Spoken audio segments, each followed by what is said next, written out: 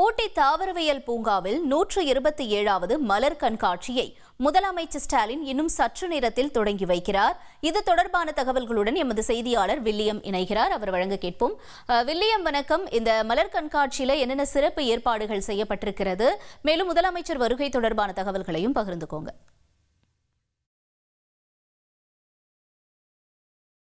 நீலகிரி மாவட்டத்தில் ஏப்ரல் மற்றும் மே மாதங்கள் கோடை சீசன் ஆகும். இந்த கோடை சீசன் காலங்களில் இதமான காலநிலையை அனுபவிக்கவும் இங்குள்ள இயற்கை காட்சிகள் மற்றும் பூங்காக்களை கண்டு ரசிக்கவும் ஏராளமான சுற்றுலா பயணிகள் இங்கு வந்து செல்வது வழக்கம். அவ்வாறு வரும் சுற்றுலா பயணிகளுக்காக மாவட்ட நிர்வாகம் சார்பில் பல்வேறு கண்காட்சிகள் நடத்தப்பட்டு வருகிறது. குறிப்பாக காய்கறி கண்காட்சி, வாசனை திரவிய கண்காட்சி, ரோஜா கண்காட்சி, பிரசித்தி பெற்ற மலர் கண்காட்சி, பழ கண்காட்சி என்று தொடர்ச்சியான வார இறுதி நாட்களில் கண்காட்சிகள் நடத்தப்பட்டு வருகிறது.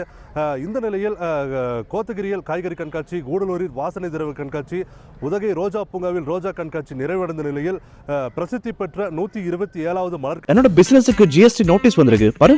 உடனே ஜிஎஸ்டி எக்ஸ்பர்ட் பேசு. உடனே எப்படி கிடைக்கும்? பாஸ் வாலா பி தி பாஸ் கண்காட்சி உதகை அரசு தாவரவியல் பூங்காவில் சற்று நேரத்தில் துவங்க உள்ளது.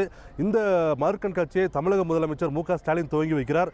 இன்று தொடங்கும் இந்த மலர் கண்காட்சி எதிர்வரும் 25ஆம் தேதி வரை இங்கே பூங்காவில் இருக்கும் என தோட்டக்கலை நிர்வாகம் தெரிவித்துள்ளது.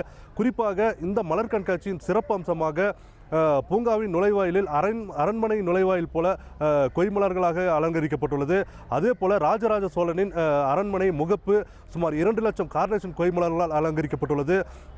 மேலும் கல்லெண்ணெய் ஆற்றிலிருந்து தண்ணீர் வருவது போல சுமார் 35,000 கொய்மலர்களை கொண்டும் கரிகாலனின் உருவத்தையும் அதே போல புலி, சிம்மாசனம் உள்ளிட்ட பல்வேறு உருவங்களை சுற்றுலா பயணிகளுக்காக கொய்மலர்களாலேயே இங்கு தோட்டக்கலைத்துறையினர் வைத்திருக்கின்றனர். அது மட்டுமல்லாமல் பூங்காவில் சுமார் 2.5 லட்சம் தொட்டிகளில் மலர்கள் பூத்துக் குலுங்குவது சுற்றுலா பயணிகள் கண்களுக்கு விருந்தாகவே அமையும். மேலும் பல்வேறு மாநிலங்கள் மற்றும் வெளிநாடுகளிலிருந்து ஏராளமான சுற்றுலா பயணிகள் மட்டும் இந்த மலர் கண்காட்சியை கண்டு ரசிப்பது மட்டுமல்லாமல் உள்ளூர் வாசிகளும் கண்டு ரசிக்க வேண்டும் என்பதற்காக நீலகிரி மாவட்டத்திற்கு இன்று உள்ளூர் விடுமுறை வழங்கப்பட்டுள்ளது. இதிலும் குறிப்பாக தமிழக முதலமைச்சர் இந்த மலர் கண்காட்சியை தொடங்கி வைப்பதால் பூங்கா முழுவதுமாக சுமார் 500க்கும் மேற்பட்ட போலீசார் பாதுகாப்பு பணியில் ஈடுபட்டு வருகின்றனர். குறிப்பாக இ பாஸ் உள்ளிட்ட திட்டங்கள் அமலில் இருப்பதால் வார இறுதி நாட்களுக்கு சுமார் 8000 வாகனங்கள் மட்டுமே அனுமதிக்கப்படும் என்ற நிலையில் உள்ளதால் கடந்த காலங்களில் இந்த மலர் கண்காட்சியானது 3 நாட்கள் அல்லது 5 நாட்கள் வரையே இருக்கும்.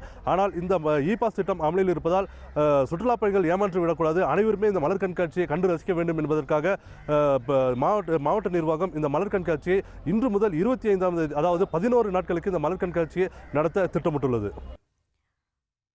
உங்களுடைய தகவல்களுக்கு நன்றி வில்லியம்.